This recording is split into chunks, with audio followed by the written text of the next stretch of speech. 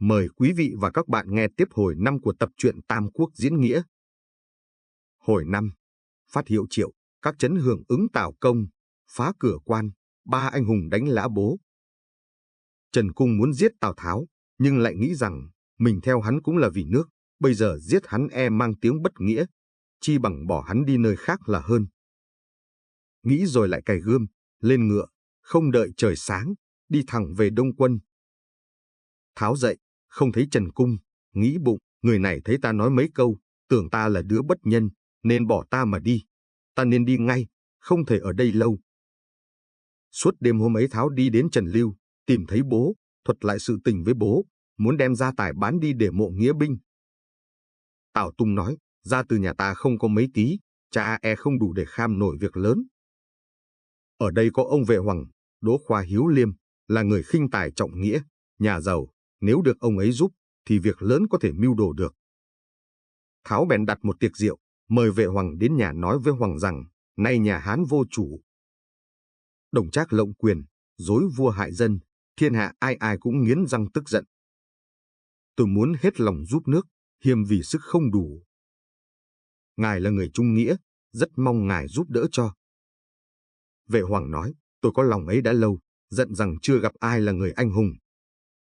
Nay Mạnh đã có chí lớn, tôi xin đem hết của cải ra giúp. Tào Tháo mừng lắm, làm ngay tờ kêu gọi phát đi các đạo, rồi dựng một lá cờ trắng, đề hai chữ, trung nghĩa để chiêu tập binh mã. Không được mấy ngày, thiên hạ kéo đến ứng mộ đông như nước chảy. Một bữa có người ở Dương Bình, nước Vệ, tên là Nhạc Tiến, tự là Văn Khiêm, lại có người ở Cư Lộc huyện Sơn Dương, là Lý Điền, tự là Man Thành, cùng đến xin theo.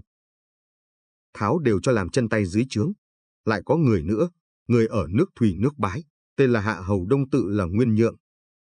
Nguyên là dòng dõi Hạ Hầu Anh ngày xưa, từ khi còn nhỏ đã tập đánh gậy, đến năm 14 tuổi đã theo thầy học võ. Có người chửi thầy, Đôn giết người ấy rồi trốn sang nơi khác ở. Bây giờ nghe thấy Tào Tháo khởi binh, Đôn cùng với một người em họ, tên là Hạ Hầu Uyên, đem 1000 tráng sĩ lại họp với quân Tháo. Hai người ấy vốn là anh em cùng họ với Tào Tháo, vì Tháo Nguyên cũng là họ Hạ Hầu, tại bố Tháo là Tào Tung vào làm con nuôi họ Tào, nên mới đổi ra là họ Tào. Được vài ngày nữa, lại có hai người họ Tào, Tào Nhân, Tào Hồng cũng đem hơn 1000 quân lại giúp.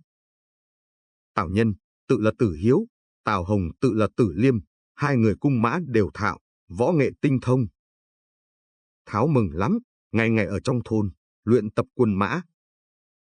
Vệ Hoằng đem hết cả gia tài, sắm sửa cờ quạt và may áo giáp. Bốn phương lại đưa lương thực đến, không biết ngần nào mà kể. Bấy giờ Viên Thiệu bắt được tờ kêu gọi của Tào Tháo, bèn tụ hội Văn Vũ, đem 3 vạn quân ở Bột Hải sang hội với quân Tào Tháo. Tháo bèn làm một bài hịch gửi đi các quận, hịch rằng: anh em Tào Tháo chúng tôi kính đem nghĩa lớn, bá cáo cả nước, tặc thần Đồng Trác, lừa đất dối trời, giết vua phá nước ô uế trốn cung cấm, tàn hại kẻ dân lành, bạo ngược bất nhân, tội ác chồng chất. Nay vâng tờ mật chiếu của thiên tử, họp quân nghĩa binh thể quét sạch cả Hoa Hạ, tiểu trừ mọi quân hung bạo, rất mong các nơi đều giấy nghĩa binh, cùng hạ lòng công phấn để giúp vua cứu chúng. Hịch này đến nơi, lập tức thi hành. Tờ hịch của Tào đã phát đi, chư hầu các trấn đều khởi binh hưởng ứng. 1. Viên Thuật, hậu tướng quân, thái thú Nam Dương. 2. Hàn Phức, thứ sử Ký Châu. 3. Khổng Du, thứ sử Dự Châu. 4. Lưu Đại, thứ sử Duyện Châu. 5. Vương Khuông, thái thú quận Hà Nội. 6. Trương Mặc, thái thú Trần Lưu. 7. Kiều Mạo, thái thú Đông quận. 8. Viên Di, thái thú Sơn Dương. 9. Pháo Tín, tướng ở Tế Bắc. 10. Khổng Dung, thái thú Bắc Hải. 11. Trương Siêu, thái thú Quảng Lăng. 12. Đào Khiêm, thứ sử Từ Châu. 13. Mã Đằng, thái thú Tây Lương. 14. Công Tôn Toản, thái thú Bắc Bình. 15. Trương Dương, thái thú Thượng Đảng. 16. Tôn Kiên, Ô Trình Hầu, thái thú Tiến Sĩ. 17. Viên Thiệu, Kỳ Hương Hầu, thái thú Bột Hải. Quân mã các trấn, nơi nhiều nơi ít, trấn thì 3 vạn, trấn thì 1-2 vạn, đều đem các văn quan võ tướng kéo đến Lạc Dương. Đây nói chuyện thái thú Bắc Bình là Công Tôn Toản đem 1,5 vạn quân khi đi qua huyện Bình Nguyên. Ở Châu Đức, trông thấy ở đằng xa, trong đám cây dâu, có một lá cờ vàng với vài người kỵ mã đến đón. Toản trông xem ai hóa ra Lưu Bị. Toản hỏi, hiền đệ sao lại ở đây? Lưu Bị thưa, ngày trước em nhờ anh được cử làm huyện lệnh Bình Nguyên, nay nghe thấy đại quân qua đây, nên em lại hầu. Xin mời anh hãy vào thành nghỉ. Toản thấy có mấy người đi theo Lưu Bị, trò hỏi mấy người ấy là ai. Lưu Bị nói, đây là Quan Vũ, Trương Phi, 2 người anh em kết nghĩa với tôi đó. Toản hỏi có phải 2 người ấy là 2 người cùng phá giặc khăn vàng hay không? Huyền Đức nói, phá giặc khăn vàng chính là công 2 người này cả. Toản hỏi hiện bây giờ 2 người làm chức gì? Huyền Đức thưa, Quan Vũ làm tay mã cung, Trương Phi làm tay bộ cung. Toản than rằng, như thế quả là mai một anh hùng. Nay Đồng Trác làm loạn, chư hầu cùng giấy binh đến đánh. Hiền đệ bỏ quách một chức quan quèn này, cùng với tôi đi đánh giặc giúp nhà Hán, nên không? Lưu Bị vâng xin đi ngay. Trương Phi nghe thấy tên Đồng Trác, nói rằng, khi trước giá để tôi giết ngay thằng giặc ấy đi thì không phải rắc rối như ngày nay. Quan Vũ nói, bây giờ việc đã như thế, ta nên thu xếp đi ngay thôi. Lưu Bị cùng Quan, Trương liền đem vài 3 người lính kỵ, theo Công Tôn Toản đi. Tào Tháo ra tiếp. Các chư hầu cũng lục tục kéo đến cả, mỗi người đóng trại một chỗ, liên tiếp nhau hơn 200 dặm đất. Tào Tháo giết trâu mổ ngựa, hội cả 18 chư hầu bàn việc tiến binh. Thái thú Vương Khuông nói, nay làm việc đại nghĩa, nên lập minh chủ, để mọi người vâng theo hiệu lệnh, rồi sẽ tiến binh. Tháo nói, Viên Bản Sơ nhà 4 đời làm tam công, lại có nhiều thủ hạ cũ, nguyên là con cháu danh tướng nhà Hán, nên tôn làm minh chủ. Thiệu 2-3 lần từ chối, nhưng mọi người đều nói, phi Bản Sơ không xong. Thiệu mới vâng lời. Hôm sau lập một cái đàn 3 tầng, chung quanh cắm cờ ngũ phương, tầng trên dựng một lá cờ tuyết mao trắng, một cây hoàng Việt, binh phù tướng ấn đủ cả, chư hầu mời Thiệu lên đàn. Thiệu mặc áo chỉnh tề, đeo gươm đầu hàng, đốt hương lễ 2 lễ, rồi đọc lời thề, nhà Hán chẳng may, phép vua lơi lòng. Tặc thần Đồng Trác, thừa kế làm ác, vạ đến ngôi vua, hại ra trăm họ. Anh em chúng tôi là Thiệu. Sợ rằng xã tắc đắm mất nên phải tụ họp nghĩa binh, cùng nhau cứu nạn nước. Phàm đã là người đồng minh, ai cũng phải dốc lòng hết sức để giữ lấy đạo làm tôi không được hài lòng. Ai trái lời thề này, sẽ chết mất mạng, tiệt tự cháu con. Xin trời đất tổ tông chứng giám cho. Thiệu đọc xong, các tướng đều uống máu ăn thề. Mọi người nghe thấy lời nói khẳng khái, ai cũng nước mắt chứa chan. Thề xong xuống đàn, Thiệu lên chướng ngồi, chư hầu hai bên theo chức tước và tuổi chia định ngôi thứ. Tháo đứng dậy mời rượu. Rượu uống được vài tuần, Tháo nói, này đã lập minh chủ rồi, chúng ta đều phải vâng nghe điều khiển, cùng giúp việc nước. Không ai được cậy khỏe cậy tài, ganh tị nhau. Viên Thiệu nói, Thiệu tuy bất tài, nhưng đã được các quan cắt làm minh chủ, xin hết sức công minh, ai có công phải thưởng, ai có tội phải phạt. Nước có hình luật quân có phép tắc, nên cùng giữ gìn, đừng ai vi phạm. Các tướng đều nói, chúng tôi xin tuân lệnh. Thiệu lại nói, em ta là Viên Thuật, coi việc lương thảo, ứng cấp các trại không được thiếu thốn. Sau nữa xin chọn lấy một người làm tiên phong, đi thẳng ngay vào cửa Dĩ Thủy khiêu chiến, còn các tướng khác phải chia nhau giữ các chốn hiểm yếu, để làm tiếp ứng. Thái thú tiến sĩ là Tôn Kiên, bước lên, xin đi tiên phong. Thiệu nói, phải đấy, văn đài hùng mạnh, có thể đảm đang chức ấy. Kiên liền dẫn quân bản hộ của mình, kéo đến cửa Dĩ Thủy. Quân canh cửa vội vàng phi ngựa về Lạc Dương vào phủ thừa tướng cáo cấp.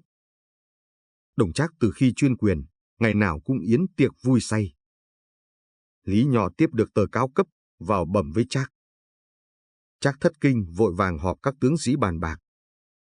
Lã Bố thưa rằng, phụ thân đừng lo, các chư hầu đóng ngoài cửa ải, con coi như cỏ rác. Con xin đem quân Hổ Lang, chém hết đầu chúng treo dưới cửa phủ. Trác mừng mà nói rằng, ta được phụng tiên thì cứ gối cao đầu mà ngủ không lo gì nữa. Trác nói chưa dứt lời thì sau lưng Lã Bố có một người bước ra nói to lên rằng, cắt tiết gà, lọ là phải dùng đến dao mổ trâu. Không phải phiền đến Lã Ôn Hầu, tôi xin ra chém hết đầu chúng nó, dễ như lấy đồ ở trong túi. Trác nhìn xem, người ấy thân cao 9 thước, mình hổ lưng lang, đầu báo tay vượn, là người Quan Tây, họ Hoa, tên Hùng. Trác nghe nói thế, thích chí lắm, cho ngay làm kiêu kỵ hiệu úy đem 5 vạn quân mã hộ cùng với Lý Túc, Hổ Trần, Triệu Sầm đi suốt ngày đêm ra cửa quan nghênh địch. Trong bọn chư hầu, có Pháo Tín là tướng ở Tế Bắc, thấy Tôn Kiên được đi làm tiên phong, sợ Kiên cướp mất công đầu. Bèn mật sai em là Pháo Trung, đem 5.000 quân mã bộ đi đường tắt, ra thẳng trước cửa quan khiêu chiến. Hoa Hùng đem 500 quân thiết kỵ ra ngoài cửa quan, thét lớn, tướng giặc chớ chạy. Pháo Trung vội lui, bị Hoa Hùng chém chết, tướng tá bị bắt sống rất nhiều. Hoa Hùng sai người đem đầu Pháo Trung về báo tiệp, Trác giao ngay cho Hùng làm đô đốc. Đây nói chuyện Tôn Kiên dẫn 4 tướng đến trước cửa Dĩ Thủy. 4 tướng ấy là: 1. Trình Phổ, tên chữ là Đức Mưu, người Thổ Ngân, ở Hữu Bắc Bình, Phổ cầm một ngọn xà mâu sắt. 2. Hoàng Cái, tên chữ là Công Phúc, người ở Linh Lăng, kích cầm một ngọn roi sắt. 3. Hàn Đương, tên chữ là Công Nghĩa, người Linh Chi, tỉnh Liêu Tây, đương cầm một con dao lớn. 4.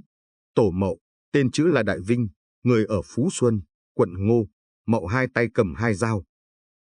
Tôn Kiên mình mặc áo giáp bạc, đầu đội mũ chóp đỏ, cắp dao cổ dĩnh, cưỡi ngựa Hoa Tôn, trỏ tay lên trên cửa quan mà mắng rằng: thằng tiểu nhân đi phò giặc kia, sao không mau mau xuống hàng.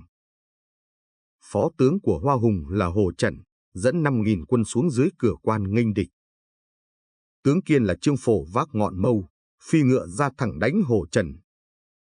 Đánh nhau được vài hiệp, Phổ đâm trúng cổ họng Trần, chết ngã từ trên ngựa xuống đất. Kiên bèn thúc quân xông đến trước cửa quan, trên cửa bắn tên, ném đá xuống như mưa. Kiên phải lui binh về đóng ở Lương Đông, sai người đến chỗ Viên Thiệu báo tiệp và đến chỗ Viên Thuật thúc giục lương thảo. Bấy giờ có người xui thuật rằng Tôn Kiên là một con hổ dữ ở đất Giang Đông, nếu ta để cho nó phá được Lạc Dương, giết được Đồng Trác, thì khác gì trừ được lang mà lại gặp hổ. Này đừng phát lương, quân hắn sẽ tan vỡ. Thuật nghe, bèn không cấp lương cho Tôn Kiên. Kiên cạn lương, trong quân rối loạn, quân do thám biết, về cửa quan báo tin. Lý Túc bàn với Hoa Hùng rằng, đêm hôm nay ta đem một toán quân, đi lần con đường nhỏ xuống đánh đằng sau chạy Tôn Kiên, tướng quân đánh đằng trước, chắc bắt được nó. Hùng nghe kế ấy, truyền lệnh cho quân sĩ ăn no, để đêm xuống cửa quan đánh giặc. Đêm hôm ấy, gió mát trăng trong, quân Hùng đến chạy Kiên bấy giờ độ nửa đêm, đánh trống hò reo kéo vào. Kiên vội vàng mặc áo cưỡi ngựa đi ra, vừa gặp Hoa Hùng đến. Hai bên đánh nhau được vài hiệp, mặt sau Lý Túc kéo vào sai quân sĩ phóng hỏa. Quân Tôn Kiên rối loạn, các tướng đánh lộn nhau, duy có Tổ Mậu theo Kiên phá vây chạy. Hoa Hùng từ mặt sau đuổi dồn lên. Kiên cầm cung bắn 2 phát tên, Hùng đều tránh được cả, lại giương cung bắn một phát nữa, kéo quá sức gãy mất cung thước, Hoa phải vứt bỏ cung tế ngựa chạy. Tổ Mâu bảo Kiên rằng cái mũ chóp đỏ trên đầu của chúa công bị giặc nó nhận được. Xin cởi mũ đưa cho tôi đội. Kiên liền cởi mũ đánh đổi cho Mậu, rồi hai người chia đường chạy ra hai ngã. Quân Hoa Hùng cứ đuổi theo người đội mũ chóp đỏ. Kiên chạy sang con đường nhỏ được thoát. Tổ Mậu bị Hoa Hùng đuổi kíp lắm, bèn bỏ mũ ra, treo vào một cái cột nhà cháy dở, rồi trốn vào rừng rậm, núp một chỗ. Quân Hùng thấp thoáng dưới bóng trăng, trông thấy cái chóp mũ đỏ ở chỗ nhà cháy cứ vây bọc 4 mặt lại, không dám đến gần, rồi sau lấy tên bắn mãi mới biết bị lừa. Tổ Mậu ở trong rừng lúc bấy giờ xông ra, hai tay múa đôi dao, trực chém Hoa Hùng. Hùng thét to một tiếng, đưa một nhát dao, Mậu chết lăn xuống dưới ngựa. Đánh nhau vừa đến tận sáng, Hùng mới kéo quân về.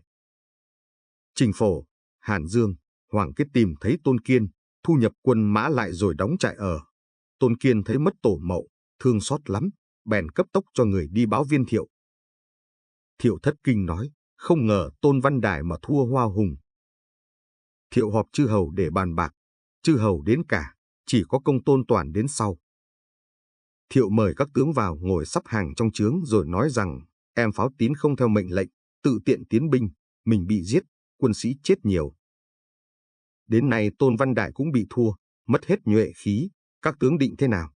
Chư hầu không ai nói gì cả. Thiệu ngẩng mặt lên nhìn, chỉ thấy sau lưng Công Tôn Toản có 3 người dị thường, đứng cười mát. Thiệu hỏi ai? Toản gọi Lưu Bị ra và nói rằng người này là anh em bạn học với tôi thuở nhỏ, hiện đang làm quan lệnh Bình Nguyên. Tên là Lưu Bị. Tháo hỏi, có phải là Lưu Huyền Đức đánh tan giặc Khăn Vàng khi xưa không?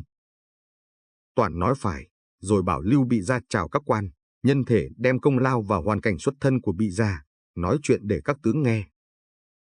Thiệu thấy nói Lưu Bị là tôn phái nhà Hán bèn sai lấy ghế mời ngồi. Lưu Bị khiêm tốn không dám ngồi. Thiệu nói, ta kính không phải là kính danh tước nhà ngươi mà là kính người tôn thất nhà vua đấy thôi. Lưu Bị mới ngồi xuống ghế ở hàng cuối cùng. Quan Vũ, Trương Phi chắp tay đứng hầu đằng sau. Đương khi ấy, có quân do thám lại báo, Hoa Hùng dẫn quân thiết kỵ xuống cửa quan, nó lấy sào cắm cái chóp mũ của Tôn Thái Thú, đến trước cửa trại, hò hét thách đánh. Thiệu hỏi, ai dám ra trận? Sau lưng Viên Thuật, có một tướng lực lưỡng, tên là Du Thiệp bước ra thưa rằng, tiểu tướng xin ra. Thiệu mừng sai Thiệp ra. Vừa được một lát, có người về báo, Thiệp đánh nhau với Hoa Hùng được 3 hiệp, bị Hùng chém chết rồi. Các tướng cả sợ. Thái Thú Hàn Phức nói, tôi có thượng tướng Phan Phụng có thể chém được Hoa Hùng. Thiệu bèn sai Phan Phụng ra đánh. Phụng tay cầm một cái búa to, lên ngựa, ra được một lát, lại bị Hoa Hùng chém chết. Các tướng không người nào còn máu mặt. Thiệu nói rằng, tiếc thay. Danh tướng của ta là Nhan Lương, Văn Sú chưa đến. Giá thử được một trong 2 người ấy ở đây thì có sợ gì Hoa Hùng. Nói chưa dứt lời, một người ở dưới thềm chạy ra, nói to lên rằng, tiểu tướng xin ra chém đầu Hoa Hùng, đem dân dưới trướng. Mọi người nhìn xem thấy người ấy mình cao 9 thước, râu dài 2 thước, mắt phượng mày tằm, mặt đỏ như gấc, tiếng giống chuông kêu. Thiệu hỏi là người nào? Toản thưa, em Huyền Đức tên là Quan Vũ đấy. Thiệu lại hỏi hiện làm chức gì? Toản thưa, Vũ theo Huyền Đức làm tay bắn cung. Viên Thuật ở trong trướng thét lên, thằng này là thằng nào? Mà dám khinh chư hầu chúng ta không có đại tướng hay sao? Thứ mày là một thằng cung thủ, mà dám nói khoác à? Chúng đâu, đuổi cổ nó ra ngoài kia. Tào Tháo vội ngăn rằng, Công Lộ hãy nguôi cơn giận. Người ấy đã nói mạnh thế, chắc là có dũng lực. Xin hãy thử cho ra, hễ không đánh được, ta sẽ trị tội. Viên Thiệu nói. Sai một tay bắn cung ra đánh, giặc nó có cười cho không? Tào Tháo nói, người ấy diện mạo oai vệ thế kia, Hoa Hùng biết đâu là tay bắn cung. Quan Công nói, nếu tôi không đánh được, xin chặt đầu tôi đi. Tháo sai người rót chén rượu, đưa Quan Công uống trước khi đi. Quan Công nói, xin hãy để chén rượu đấy, tôi đi rồi về ngay. Nói rồi đi ra, vác long đao nhảy lên lưng ngựa. Được một lát, chư hầu nghe thấy ngoài cửa quan tiếng trống đánh, tiếng người reo ầm ầm, tựa hồ như trời long đất lở, núi đổ non nghiêng. Ai nấy đều thất kinh, đang định sai người ra xem, thì đã thấy tiếng nhạc nhong nhong trở về, ngựa đã vào tới trung quân. Quan Công cầm đầu Hoa Hùng ném xuống đất, chén rượu của Tào Tháo đưa hãy còn nóng. Đời sau có thơ khen rằng, uy vũ lừng danh đệ nhất công nha môn, chống trận nổi thùng thùng chén rượu rót ra còn nóng hổi, Vân Trường đã chém chết Hoa Hùng. Tào Tháo mừng lắm. Lúc ấy, Trương Phi ở sau lưng Lưu Bị mới chạy ra nói to lên rằng, đại ca đã chém chết được Hoa Hùng, sao không nhân thể đánh thốc vào cửa quan, bắt sống lấy Đồng Trác, còn đợi đến bao giờ? Viên Thuật giận quát mắng rằng, thằng láo, đại thần của chúng ta đây còn phải khiêm tốn, thứ mày là tiểu tốt của một quan huyện, sao dám hỗn xược ở đây? Đuổi cả chúng nó ra ngoài kia. Tào Tháo nói, ai có công thì thưởng, cứ gì quý với tiện. Viên Thuật nói, có phải các ông chỉ trọng một người huyện lệnh thì tôi xin cáo thoái. Tháo nói, sao lại vì một lời nói mà bỏ việc lớn? Nói thế rồi Tháo bảo Công Tôn Toản hãy mời các ông ấy về trại. Chư hầu tan, người nào về trại người ấy. Tháo mật sai người đem trâu và rượu đưa sang mừng và úy lạo 3 anh em Lưu, Quan, Trương. Quân Hoa Hùng thua, chạy về cửa quan báo Lý Túc. Túc vội vàng viết giấy báo Đồng Trác, Trác họp các quan lại bàn, Lý Nho nói, nay ta mất thượng tướng Hoa Hùng, thế giặc to lắm. Viên Thiệu là minh chủ, có chú là Viên Ngỗi hiện đang làm thái phó, nếu chúng trong ngoài tiếp ứng cho nhau thì nguy lắm, ta nên trừ trước đi. Xin thừa tướng thân cầm đại quân, chia đường ra đánh thì mới được.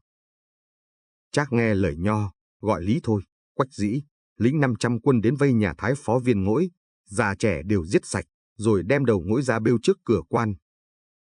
Trác khởi 20 vạn quân chia làm hai đường, một đường sai Lý Thôi, Quách Dĩ, đem 5 vạn quân ra giữ cửa Dĩ Thủy, không đánh nhau vội, một đường thì Trác đem 15 vạn quân cùng với Lý Nho. Lã Bố, Phàn Chủ, Trương Tế giữ cửa quan Hổ Lao, Trác sai Lã Bố lĩnh 30 vạn quân ra trước quan, đóng một trại lớn, Trác thì đóng đồn trên cửa quan. Quân Lưu Tinh dò được tình hình, kíp vào trại Viên Thiệu báo, Thiệu họp các tướng lại bàn. Tháo nói, Đồng Trác đóng quân ở Hổ Lao, là cốt chẹn đường chư hầu. Này nên chia quân ra, một nửa ra đó nghênh địch. Thiệu bèn cắt Vương Khuông, Kiều Mạo, Pháo Tín, Viên Dị, Khổng Dung, Trương Dương, Đào Khiêm, Công Tôn toàn cả thảy 8 vị chư hầu đến cửa Hổ Lao đón địch. Tào Tháo thì dẫn quân đi lại tiếp ứng, chư hầu đều khởi binh đến, thái thú Vương Khuông đi trước, Lã Bố đem 5.000 quân thiết kỵ lại. Vương Khuông đem quân mã, bày thành thế trận, cưỡi ngựa đứng dưới cửa cờ, trông thấy Lã Bố ra trận mình mặc áo gấm đỏ trăm hoa. Ngoài khoác áo giáo thú diện liên hoàn, dưới thắt dây lưng sư man, lưng đeo một bộ cung tên, tay cầm một ngọn họa kích, cưỡi ngựa xích thố. Khuông ngoảnh lại hỏi ai dám ra đánh. Đằng sau có một tướng vác ngọn giáo, tế ngựa chạy ra, đó là một danh tướng ở Hà Nội, tên là Phương Duyệt. Hai ngựa giao nhau, chưa được 5 hiệp, Duyệt bị Lã Bố đánh một ngọn kích ngã xuống ngựa. Bố xông thẳng vào, quân Vương Khuông thua to, chạy tán loạn ra 4 mặt. Bố xông xáo vào đám quân Khuông, như chạy vào nơi không người. May sao Kiều Mạo, Viên Di đem 2 cánh quân vừa đến, cứu được Vương Khuông, quân Bố mới lui. Chư hầu 3 xứ mỗi xứ mất ít nhiều người ngựa, lui 30 dặm, đóng trại. Quân 5 xứ đi sau cũng dần dần kéo cả đến, họp lại bàn nhau, đều cho Lã Bố là anh hùng, không ai địch nổi. Khi đang lo nghĩ thì có quân vào báo rằng Lã Bố đến khiêu chiến. Chư hầu 8 xứ đều lên ngựa kéo ra cả, chia quân ra làm 8 đội ở trên gò cao, trông ở đằng xa thấy một toán quân mã, cờ bay phất phới, Lã Bố xông đến.